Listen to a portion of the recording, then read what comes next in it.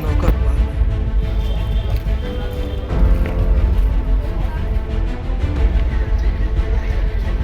नमस्कार, मैं प्रदीप और आप देख रहे हैं बेहतर संवाद। दरअसल आपदा अगर कहीं आ जाए तो उस आपदा के बाद का मंजर कैसा होता है, ये अभी हाल ही में हमने तुर्की में देखा, जहाँ पर एक भूकंप आया था। भूकंप के बाद बड़ी बड़ी इमारतें ध्वस्त हो चुकी थी और लोग बेघर हो चुके थे। भिलाई में भी एक ऐसी ही छोटी सी आपदा आई है। देर रात को अचानक एक बस्ती में आग लगी। आग लगने के बाद 27 से 28 घर जलकर पूरी तरह से खाक हो गए। आपको मंजर हम दिखा रहे हैं। हमारे पीछे पूरा आग से तबाही मचा हुआ है, सारे सामान बिखरे पड़े और जो घर के लोग थे वो अब बाहर जीने मजबूर हैं। हमारे साथ तमाम जो ऐसी महिलाएं और पुरुष हैं जो इनके घरों में आग लगी थी कल रात और अब वो बेघर हो गए।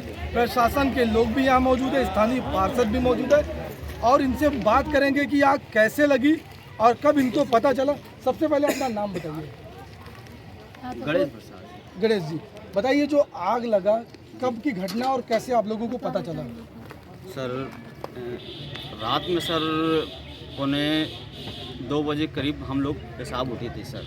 पेशाब करने के बाद में फिर हम लोग सो गए थे। नींद तो मेरे को नहीं लगी सर।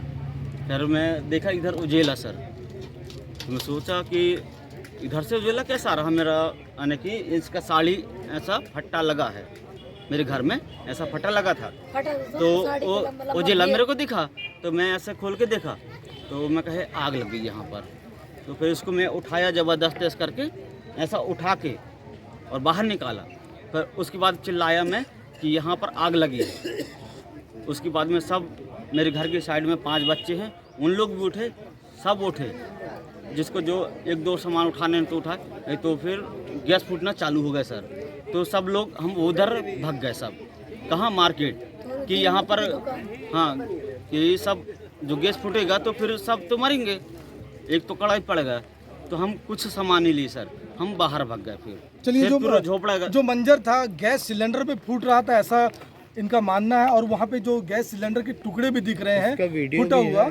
महिला भी है।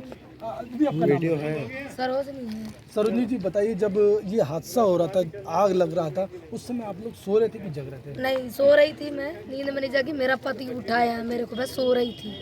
जब ये उठाया तब देखी कि इतना आग लगा हुआ है तो मेरा आवाज़ बंद हो गया। जब इसके बाद में मेरे को याद आया, छोटे छोटे बच्चे को, मेरी भाभी की माँ का याद आया तो सबको चिल्लाई मैं, भाभी कि मम्मी उठो, ये गुन्नू मम्मी ऐसे करके सबको बुलाई। सब इन लोग बाहर निकले। मैं कहा आग लग गई, आग लग गई, सबको निकाले। बाकी इतने हैं और इधर से फिर इसके बाद में कुछ भी नहीं निकाले। मेरा हाथ पैर पूरा लुंज हो गया, मैं बाहर चली गई। इसको मैं ये ज़बरदस्ती सामान खींचने जा रहा था, मेरे पति को ज़बरदस्ती में उसको बुलाई घर में कि जलने दे, कुछ नहीं होगा, तेरे जान बचे, ऐसा करके। देखिए, महिलाओं के चेहरे पे निराशा है, महिलाओं के चेहरे पे निराशा है। और रात में जब आग लगी तो बच्चे और बुजुर्ग सो रहे थे। सोचिए वो मंजर कैसा होगा। अफरा तफरी मच गई, लोगों को बचाने की भी कोशिश हो रही थी। और भी लोग, उनसे भी हम बात करेंगे। क्या नाम है आपका चाचा? आपका भी घर जला है? अच्छा, जिस जगह खड़े हुए आप, तो आप उस समय सो रहे थे कि जगह? हम लोग हॉस्पिटल में काम लगा था, जीवन में काम लगा था सर। लड़का भी रह मेरा जीवन में काम। नहीं कोई जगह कोई नहीं जगह है। बात कर रहे थे पापा अपनी झोपड़ी में आग लग गए हैं तो दौड़त फिर आए सर। और मेरे पास में चोरी से पैसा जो चीज हुआ है वो बोलते जाओ। 300 रुपये। क्या करते हैं? कितने अटेंडेंट काम करते हैं? अटेंडेंट का काम करते हैं। बड़ी मुश्किल से पैसा संचय कर रखे थे और गांव भेजने की तैयारी थी, पर हालात ऐसे थे कि वो 3500 रुपए भी अलमारी में रखे रखे जल गए। क्या नाम है आपका? राकेश सर। ये मेरा घर है। एक मिनट आराम से बताइएगा, पूरा घटना को बताइए सर। मैं हम लोग का ये घर है, ये दोनों पापा मैं दोनों मतलब बाप बेटे लोग यहीं पे रहते हैं। हम लोग, मेरा A1 में, पापा का A1 में काम था, मेरा D1 में काम था। तो सर हम लोग को बताया 2 बजे कॉल किया लड़के साइड वाला कि मतलब आप लोग की झोपड़ी में आगे लगते रखे। तो हम लोग दौड़ते दौड़ते वहाँ से गाड़ी लोग के सामने से दौड़ते दौड़ते साइड वाले से यहाँ से आए थे सर। तो हम लोग को पता चला कि हम लोग सामान वामान था सब हो गया।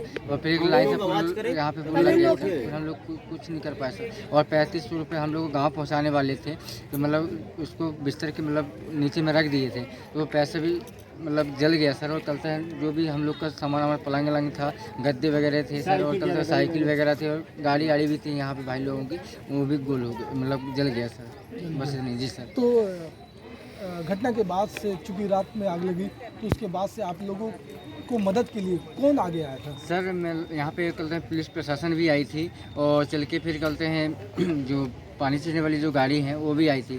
फिर उसके बाद में उनका पैर कट गया था मेरा मौसा का, उनको हॉस्पिटल लेके सेक्टर 9 हॉस्पिटल, वो पूरा जल गया था, तब गाड़ी आई थी यहाँ पे जी।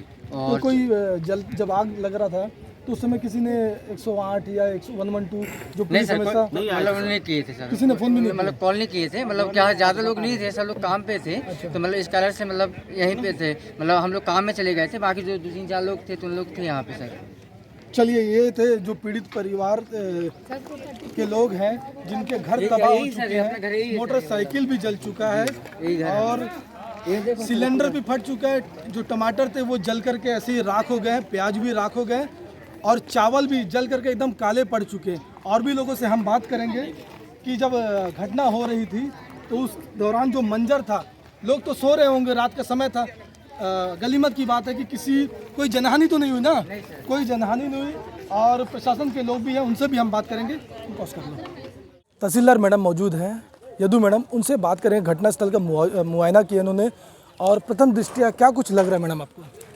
प्रथम दृष्टया तो ये लग रहा है कि रात में जो 2-2:30 बजे के आसपास हॉस्पिटल सेक्टर के पीछे जो कॉलोनी थी इनकी छोटी सी, उसमें जो झोपड़ियाँ बनी थी सब में आग लग गई है और पूरा आग से जल के राख हो चुका है। इनका जो सामान था, जो भी मूलभूत सुविधा की जो वस्तुएं थी, पूरी जल के खाक हो चुकी है, कुछ भी नहीं बचा हुआ है।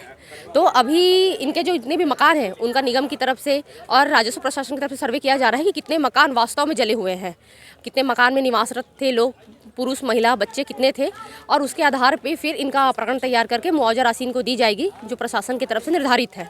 साथ ही इनके रहने की व्यवस्था और खाने की व्यवस्था भी निगम प्रशासन की तरफ से की गई है। मैडम, चूँकि 27-28 घर जलकर पूरी तरह से खाक हो चुका है, तो क्या माना जाए, अगर में ये लापरवाही है या किस प्रकार से आग लगी होगी? जो हमको सुनने में आया है वो ये है कि गैस सिलेंडर के फटने से आग की घटना घटित हुई है। क्योंकि ये मकान जो थे, झोपड़ी आसपास बहुत सटे हुए थे, तो एक घटना के बाद लगातार सभी के घर जल चुके हैं।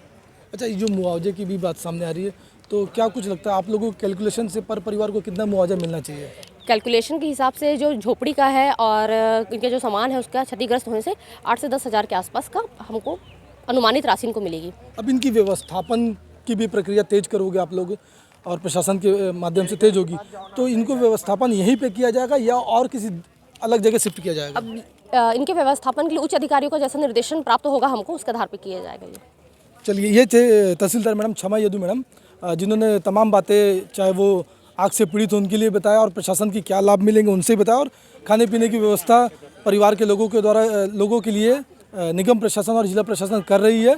और भी लोग यहाँ पे मौजूद है, उनसे भी हम बात। दुखद बात है ये दुर्घटना जो हुई है, और उससे जो प्रभावित लोग हैं, हमारी प्रशासन से मांग है कि तत्काली इनके पहले तो जो व्यवस्था करनी चाहिए, इनके बांस बल्ली और राजस्व आपदा प्रबंधन जो है उसके 58 के तहत इनको जो राशि मिलती है वो दें।